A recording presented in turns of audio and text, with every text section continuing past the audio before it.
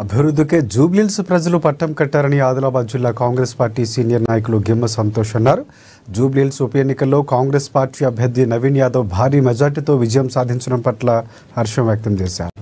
శుక్రవారం Adilabad Congress party assembly incharge Kandi Srinivasareddy camp కార్యాలయ ఆవరణలో పెద్ద ఎత్తున హాజరైన కాంగ్రెస్ పార్టీ నాయకులు కార్యకర్తలతో కలిసి బాణాసంచా కాల్చి సంబరాలు జరుపుకున్నారు. ఒకరికొకరు మిఠాయిలు తినిపించుకుని విజయోత్సవాన్ని పంచుకున్నారు. తెలంగాణలో కాంగ్రెస్ పార్టీ ప్రజాపాలనకు ఇది ఒక రెఫరెండం అని నాయకులు అన్నారు. బీఆర్ఎస్ పార్టీ నాయకులు ఎన్ని అసత్య ప్రచారాలు చేసినా ప్రజలు ఆ పార్టీని విశ్వసించలేదన్నారు. ఇదే ఊపుతో త్వరలో జరగనున్న స్థానిక సంస్థల ఎన్నికల్లో కూడా సత్తా చాటుతామని ధీమా వ్యక్తం చేశారు. గెలిచిన నవీన్ యాదవ్కు శుభాకాంక్షలు తెలియజేస్తూ ఓట్లేసి గెలిపించిన ప్రజలకు ధన్యవాదాలు తెలిపారు.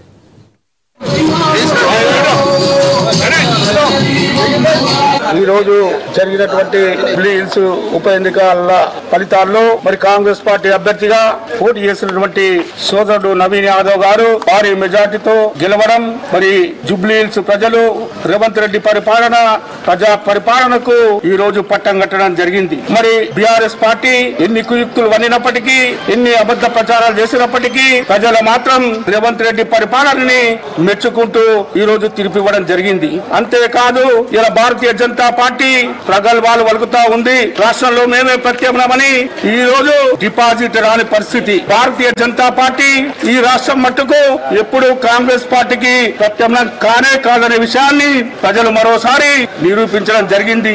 ఇప్పటికైనా భారతీయ జనతా పార్టీ నాయకులు నిస్సిగ్గుగా ప్రతిసారి కాంగ్రెస్ పార్టీని విమర్శిస్తూ మాట్లాడడం సరికాదని చెప్పి నేను భారతీయ జనతా పార్టీ నాయకుల్ని ఈ విజయోత్సవ శుభ సందర్భంగా హెచ్చరిస్తా ఉన్నాను. మరి అదే విధంగా బీఆర్ఎస్ పార్టీ నాయకులు కూడా అనవసరంగా ముఖ్యమంత్రి గారు కానీ ఇక్కడ ఉన్నటువంటి స్థానిక నాయకుల్ని కానీ ఎవరిని విమర్శించినా ఇక నుంచి కాంగ్రెస్ పార్టీ శ్రేణులు తగిన రీతిలో బుద్ధి చెప్పడం జరుగుతుంది. మరి ఈ నియోజకవర్గంలో కూడా భవిష్యత్తులో జరిగే స్థానిక సంస్థల ఎన్నికల్లో సోదరుడు నియోజకవర్గ ఇన్ఛార్జ్ కంది శ్రీనివాసరెడ్డి గారి నాయకత్వంలో 6 జడ్పీటీసీ స్థానాన్ని, 6 ఎంపీపీ స్థానాన్ని, పురపాలక సంఘ స్థానాన్ని 6 మెజార్టీతో గెలవబోతున్నామని చెప్పి కూడా ఈ సందర్భంగా తెలియజేస్తా ఉన్నా.